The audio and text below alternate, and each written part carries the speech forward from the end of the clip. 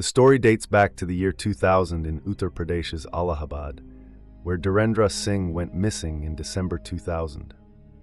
Dhirendra Singh was a journalist for the Hindi daily newspaper Aaj Tak. Being a journalist, it was common for him to stay out frequently for work. Initially, his family assumed he was away due to work commitments and did not worry too much. However, their concern grew when 2 days passed without any contact from him. Dhirendra Singh always carried a mobile phone, but this time his phone was unreachable. His family searched for him everywhere they could think of, but there was no trace of him. Eventually, on December 17th, his worried family went to the Kidganj police station and filed a missing person report. The police took the case seriously, as it involved a journalist. Their first step was to check his phone call records. In the call records, they found that his last call, around midnight on December 16th, was from a landline in Allahabad. This raised suspicion. The police traced the number and discovered it belonged to a woman named Phulan Devi, who lived in Chowki, Allahabad.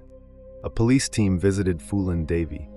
At the time, she was a district panchayat member, and her husband, Raja Kalandar, worked as a driver at an ordnance factory. Phulan Devi denied knowing Dhirendra Singh, but her husband admitted that he had spoken to him on December 16th, claiming it was just a casual conversation. Despite their statements, the police became more suspicious of Phulan Devi and Raja Kalandar. They investigated Singh's rivals and enemies, but found no leads. However, they kept circling back to the call made at midnight. It was unusual for someone to make a call so late at night unless it was extremely important. At that time, villages often faced electricity issues, and people usually went to bed early, especially in winter. This made the midnight call even more suspicious. The police decided to dig deeper into Raja Kalandar's background. What they discovered was shocking. He had a history of criminal involvement. Moreover, they learned that his real name was Niranjan, and even his wife's real name wasn't Phulan Devi. He had given her that name after their marriage. Kalandar had 2 sons whom he had named Adalat, court, and Jamanat, bail, symbolizing his belief that he controlled the law. With these revelations, the police took him and his wife into custody for interrogation. Under pressure, Raja Kalandar finally broke down but made a bizarre demand. He wanted a bowl of soup before revealing the truth. The police, though puzzled by his request, agreed, as they were desperate for leads. Once he had his soup, he began revealing horrifying details that not only shocked the police, but also brought shame to humanity. Kalandar confessed that he had a friend who used to rob and kill drivers on deserted roads. Using his job and political influence, he engaged in many illegal activities. Somehow, Dhirendra Singh learned about these crimes and was planning to expose them through his newspaper. Fearing exposure, Kalandar lured him to his farmhouse on the night of December 17th under false pretenses. That cold December night, Dhirendra Singh arrived at the farmhouse on his bike. Kalandar made him sit near a bonfire to warm up. As Singh sat by the fire, Kalandar's brother-in-law Bachraj crept up behind him and shot him in the back with a country-made pistol. Singh died on the spot. After killing him, Kalandar and Bachraj dismembered his body, packed the pieces into plastic bags, and transported them to Rewa, Madhya Pradesh, in a Tata Sumo. There, they disposed of the body parts. Kalandar later gifted Singh's shoes to Bachraj and took Singh's bike to Banaras. The police took Kalandar and Bachraj to the site where they had dumped the remains. The body parts were recovered and identified by Singh's family. The police also seized the Tata Sumo, which, as it turned out, had been stolen after murdering a man in Raebareli.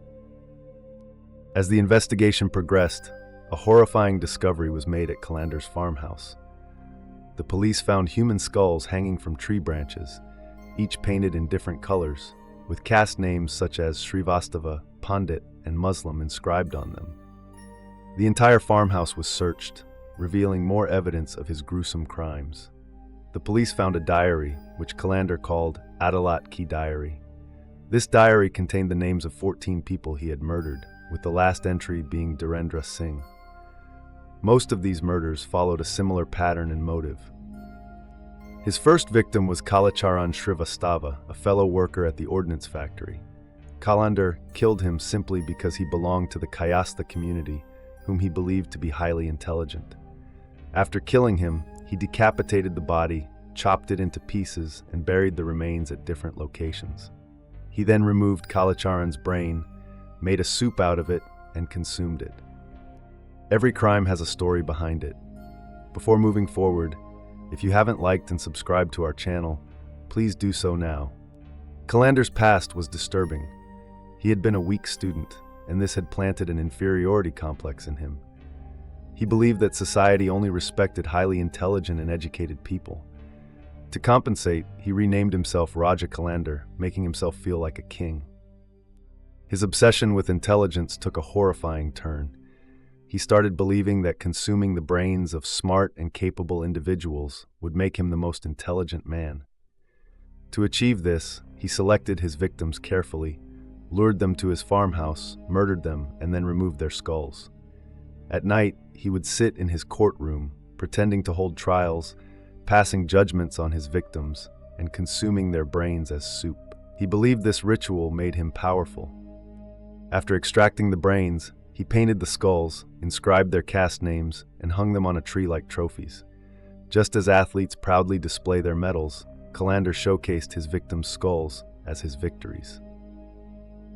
During police interrogation, Kalandar also confessed to murdering 3 people simply because they refused to give him a lift. Following his leads, the police recovered several skulls, including those of Kalicharan Srivastava, Ashok, Santosh, and others. His killing spree had started in 1998, with his last victim in 2000.